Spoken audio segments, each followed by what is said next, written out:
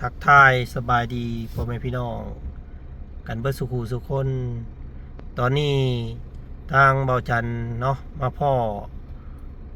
รถติดเจ้าเหยียดพี่น้องเอ้ย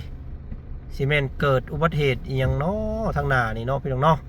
อยู่บ้านอาลุยใหญ่เด้อพี่น้องทางโค้งมงกายเฮ็ดเนาะตอนนี้หน้าสีมีอุบัติเหตุใหญ่แล้วตามเบิ่งนี่พี่น้องเอ้ยรถยาวเหยียดเลยติงบ่ได้เลยพี่น้องเอ้ยเนาะตอนนี้อัปเดตเวลาทุ่มหนึ่งทุ่ม18:54 นาทีกะตีไปทุ่มหรือว่า7 โมงแรงเด้อพี่น้องทางพวกเฮากำลังสิย่องกายคอยไต่เมื่อเนาะมาพ่อรถติดยาวเหยียดมื้อนี้พี่น้องเอ้ยเนาะกะสิมีหยังเด้เนาะเกิดอุบัติเหตุบ่เนาะรถเป็นอีหยังเนาะทางหน้านี่พี่น้องเอ้ยก็ขอให้ตลอดปลอดภัยด้วยกันเด้อพี่น้องเอ้ยเนาะคอยไปคอยมามันกับเปรียวแน่ทางแถวนี้พี่น้องเอ้ยเนาะทางโค้งแล้วก็ถนนลื่นฝนตกพี่น้องเอ้ยเนาะมื้อนี้ป้าโตรุ่นเบิ่งพี่น้องเอ้ยเนาะสิเกิดยังขึ้นทางหน้าเดี๋ยวถ้าเบิ่งถ้าส้มพร้อมกันเนาะทางเจ้าหน้าที่เพิ่นบ่กำลังไกลเกลี่ยเคลียร์ทางให้ผ่านอยู่ว่าซั่นพี่น้องเอ้ยเนาะป้าอุบัติเหตุเด้อพี่น้องเอ้ย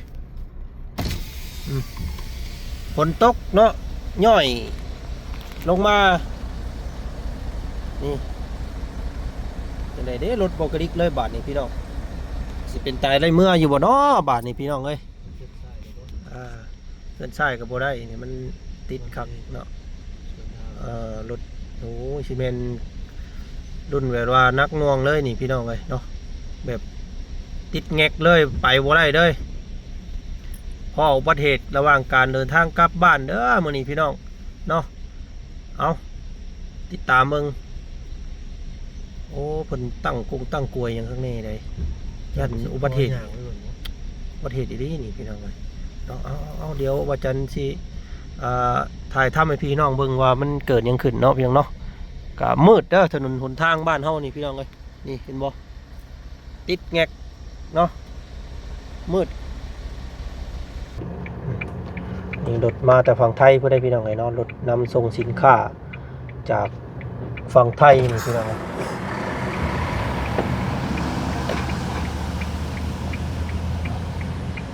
โอ้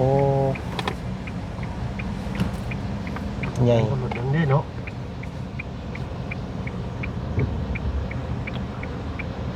ติดแงกพี่น้อง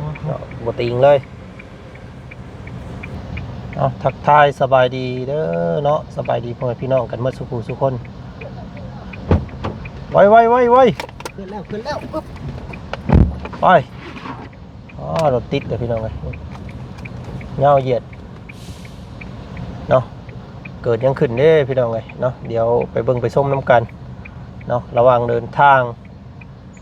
อุบัติเหตุเกิดได้ทุกเมื่อพี่น้องเลยเนาะ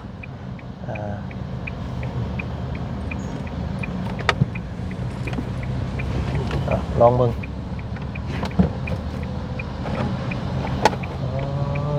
โอ้รถยังรถบัสนี่ข้อทบเหงาอยู่เมนบอกเทเลอร์ทบพี่น้องไว้ห่วยเลยโค้งบ่ดูว่าแลนจังไดเนาะนี่เนาะ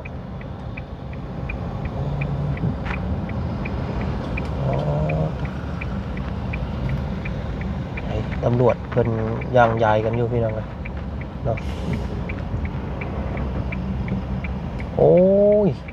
รถอันนี้ตู้คอนเทนเนอร์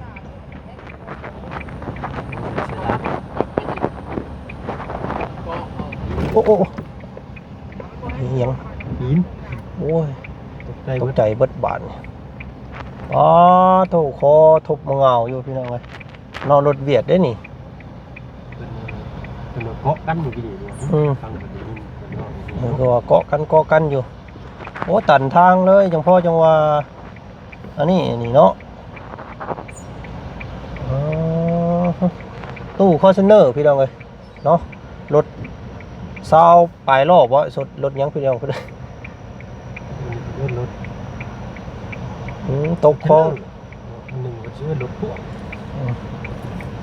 อ๋อพอดีก้นวิทย์ไปหน้อยหนึงก็บ่ได้เนาะพอดีแห่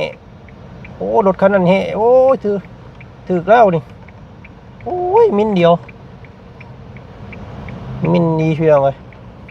รถก็สิบ่เป็นหยังดอกเนาะ อันนี้รถอันเจ้าหน้าที่เพิ่นนะอ๋อตกปู่ สายสองบ่ อืมโอ้ยหัวส้นลงลุมผู้พี่น้องเลยเนาะคนบ่เป็นหยังบ่ก็สิบ่เป็นหยังดอกเนาะกว่ามันสภาพตกคลองซื่อ ให้เน็ตแต่บ่เป็นโชคใหญ่เนาะ ๆอืมโอ้ยน้อยเดียว พี่ รถกะมินเดียวพี่น้องเลยมัน ยาว อ๋อรถอันไอ้น้องเบียดเฮา ลากหลังสิไปได้เนาะ ติดกันเลยอ๋อโถ่ 72เด้อพี่น้องเด้อ 72บ่เลขทะเบียนเพิ่น เด้อ อ๋อ ตีเป็นเลขเบิดเลยพี่น้องไอ้คนอันสิร่ำสิรวยนี่เนาะบ่ได้คิดอย่างอื่น พี่น้องสนใจ ต้องอันเคลียร์รถตัวปีนลงท้องลงอันทางหั่นนะพี่น้องไอ้เนาะเพราะว่ามันยาวเหยียดดีๆนี่รถเป็นเกือบ7-80คันเนาะ จะรถ10ล้อ อ๋อโถ่โอ้มีแต่รถขนส่งใหญ่ๆทั้งนั้นเลยอย่างพอเพทางจากเพพี่น้องเอ้ยเนาะ ละจักเมียนจีนอยู่ เป็นเส้นทางคมนาคมขนส่งทางบกเป็นอะไรเนาะ3ประเทศเวียดไทยเนาะลาวหลักๆแล้วเป็นอาเซียนนะพี่น้องเอ้ยเนาะจีนอ๋อโตตำกันพี่น้องเอ้ยแหะกันเนาะ